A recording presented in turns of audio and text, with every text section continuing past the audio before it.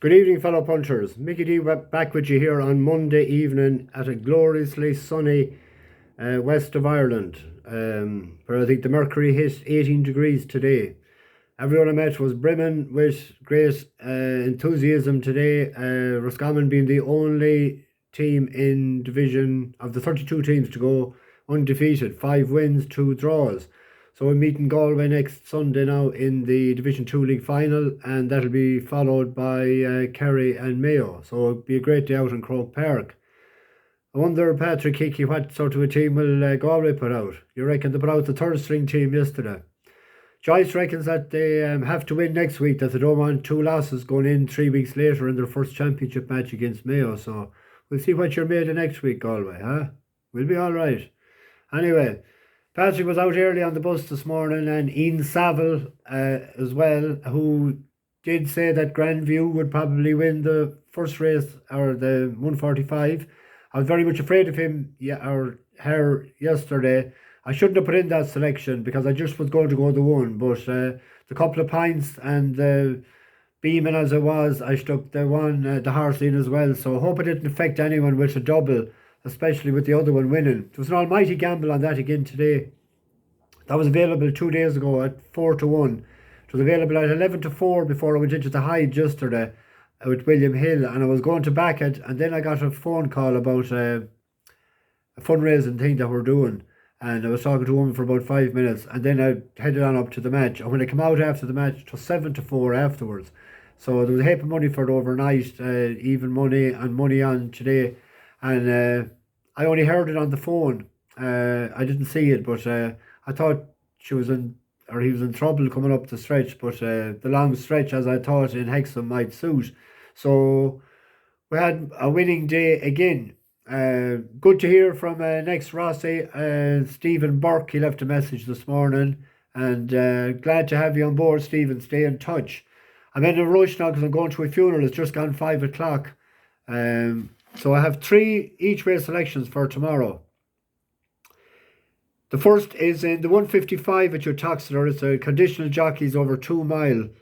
The favourite is Leighton. It's a 6-4 6-4, and it's a 10-year-old. So I was going to have to take him on. So I was looking about to see what could I take him on with, and I came up with Gold Souk.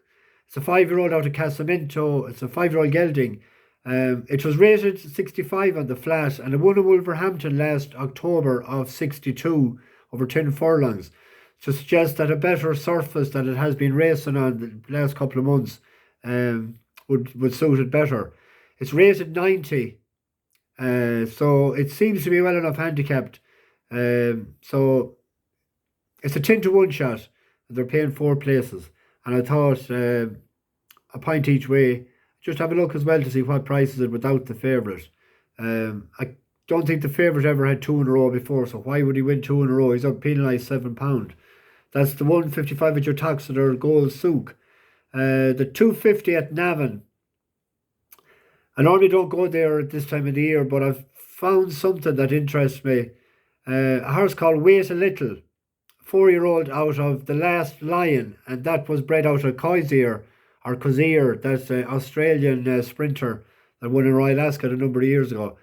It used to be trained by Fozzie Stack, and it's now with Gillian Scott. But its best run on the turf was at 5 furlongs in Bellestown. Went to second in a maiden. It was rated 63, but it beat a couple of decent horses that day. And then it was 4 runs in Dundalk for the new yard. And its last 2 runs, it was beaten about 3 lengths in both starts, finishing, 4th and 5th. But the angle I have in it is that it was only 1.5 lengths behind Teddy Boy, giving it £8, and it's giving it 6 tomorrow. But it's only a 4-year-old. Teddy Boy is 7. I've nothing against. I'm not being ageist. I've nothing against older at all. It's just an angle I have. And Teddy Boy is a 7-year-old, 5-1. Wait a Little, a 4-year-old, 14-1. They're paying 4 places as well. I thought it was worth a pint each way at that price. The third one is the 335 at Uttoxeter. It's a horse I gave a good shout out to the last day, Dicey Reilly, and it had taken to the sup, as the song says, and it didn't run. and it's out tomorrow. And I don't see any excuse offered as to why they took it out the other day. But it showed enough 2 starts back to suggest that it might be competitive in a handicap hurl when the handbrake can be fully off. It's only a 5-year-old out to get away. It's 5-1 and a point each way on that. So 3 selections each way tomorrow. Nothing that really struck me in the win market, anything less than 3s. So why don't we do a 0.5 each way treble on the 3 of them as well? We've had a pretty decent month. We were up a couple of pints again today. And let's hope that the run continues to the end of the month and the new starting date then of April on Friday. So good luck and thanks very much for all your nice comments.